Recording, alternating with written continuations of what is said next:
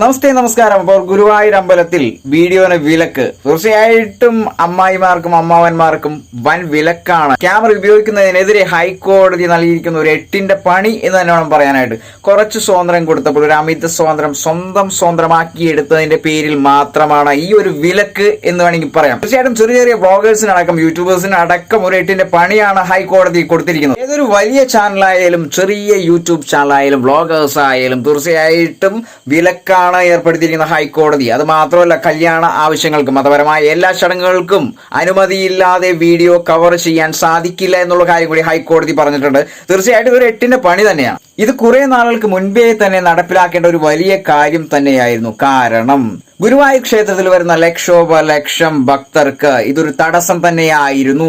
ഞാനടക്കം അനുഭവിച്ചിരിക്കുന്ന ഒരു കാര്യമാണ്. ഗുരുവായൂർ ക്ഷേത്രത്തിന്റെ സന്ദർശനത്തിന് ചെല്ലുമ്പോൾ ഇതേപോലെ ചെറിയ ചെറിയ ക്യാമറകളുമായി അങ്ങോട്ടോടുക ഇങ്ങോട്ടോടുക തട്ടിത്തെറിപ്പിക്കുക പല സംഗതികളും നടന്നതായിട്ട് നേരിൽ കണ്ടതുമാണ്, അനുഭവിച്ചറിഞ്ഞതാണ്. തീർച്ചയായിട്ടും ആവശ്യാനുസരണം സ്വാതന്ത്ര്യം കൊടുത്തപ്പോൾ വലിയ രീതിയിൽ കൈകടത്തലുകൾ ഉണ്ടായി എന്ന് തന്നെ വേണം പറയാൻ. അവിടെ വരുന്ന ലക്ഷോപലക്ഷം ഭക്തജനങ്ങൾക്ക് തടസ്സമുണ്ടാക്കുന്ന രീതിയിലാണ് ഏത് ബ്ലോഗേഴ്സ് ആയിക്കോട്ടെ, ഏത് യൂട്യൂബേഴ്സ് ആയിക്കോട്ടെ, ഏത് ക്യാമറാമാൻ ആയിക്കോട്ടെ, ഭക്തജനങ്ങൾക്ക് തടസ്സമുണ്ടാക്കുന്ന രീതിയിലുള്ള എല്ലാ കാര്യങ്ങളും എടുത്തു മാറ്റേണ്ടത് അനിവാര്യം തന്നെയാണ്.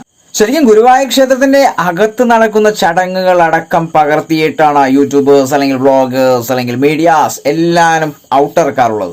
അതും അനുവാദമില്ലാതെ. വളരെയധികം തെറ്റാണ് എന്നുള്ള കാര്യം ഒരു 100 വോൾട്ടേജിലുള്ള കാര്യമാണ്. ഈ ഒരു ദിവസം മുതൽ ഹൈക്കോടതി ഇങ്ങനെയൊരു നിയമം അത് ഗുരുവായൂർ ക്ഷേത്രത്തിൽ കൊണ്ടുവന്നതിന് ഒരു ബിഗ് സല്യൂട്ട്. കാരണം അവിടെ ദർശനത്തിനെത്തുന്ന ലക്ഷോപലക്ഷം ഭക്തജനങ്ങൾക്ക് ഇതൊരു വലിയൊരു ഉപകാരം തന്നെയാണ്. ശരിക്കും ഗുരുവായൂർ ക്ഷേത്രത്തിൽ ക്യാമറകളുടെ ഒരു അഴിഞ്ഞാട്ടം തന്നെയായിരുന്നു. ആവശ്യാനുസരണം സ്വാതന്ത്ര്യം കൊടുത്തപ്പോൾ ആ ഒരു സ്വാതന്ത്ര്യത്തെ മറികടക്കാൻ ശ്രമിച്ചതാണ് വ്ളോഗേഴ്സിനും യൂട്യൂബേഴ്സിനും മീഡിയാസിനും വിനയായത്. ആവശ്യാനുസരണം സ്വാതന്ത്ര്യം കൊടുത്തപ്പോൾ അമിതമായ കൈകടത്തലുകൾ വന്നതാണ് ഹൈക്കോടതി ഇങ്ങനെയൊരു നിയമം കൊണ്ടുവരാനുള്ള കാരണം. അപ്പോൾ ക്ഷേത്രത്തിലെ ചടങ്ങുകൾ തുറന്നു കാണിക്കുന്ന ഒത്തിരി ചെറിയ ചാനലുകൾ ഇപ്പോഴും നമ്മൾ കാണുന്നുണ്ട് ഗുരുവായൂർ ക്ഷേത്രത്തില്. അവർക്കൊക്കെ എന്ത് സംഭവിച്ചു എന്ന് നമുക്കറിയില്ല. തീർച്ചയായിട്ടും അതൊരു ബുദ്ധിമുട്ടായിട്ടുണ്ടാവാം എന്ന് വിചാരിക്കുന്നു. അപ്പൊ ഇതേപോലെയുള്ള കൈകടത്തലുകൾക്കെതിരെ പ്രതികരിച്ച് ആ ഒരു നിയമം കൊണ്ടുവന്നതിന് ഹൈക്കോടതിക്ക് ഒരു ബിഗ് സല്യൂട്ട്.